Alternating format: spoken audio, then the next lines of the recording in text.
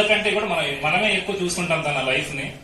నేను నేర్చుకున్నది ఏమన్నా ఉందా అని చెప్పేసి నేను ఆలోచించి స్టార్ట్ చేస్తాను. సో ఆ రోజు ఆ సిగరెట్ విషయంలో నాన్న ఏంట్రా మీకు సిగరెట్లు కావాలా అని ఒక కర్ర తీసుకొని కొట్టున్నా, మమ్మల్ని తిట్టున్నా. కలిసినప్పుడు 2 సార్లు నన్ను ఇక్కడి నుంచి హైదరాబాద్ రమ్మనేవాడు, నేను వెళ్ళేవాడు, ఆయన శ్రీరాజు చూసేవాడు, వెంకటేశ్వర అందరూ ఉండేవాళ్ళు. కలిసినప్పుడు హాయిగా ఉండేది. ఆయన ఎంతటి గొప్ప వ్యక్తులు చూడండి.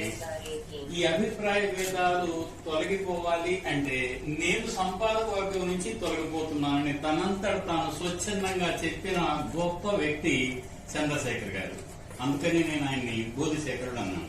అలా అవునా కాదా? ఈ రోజుల్లో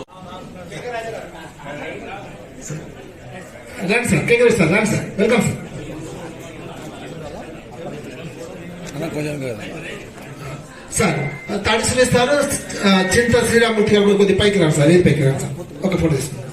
రాను సార్. తాడి సురేష్ గారు, చింత శ్రీరామూర్తి గారు.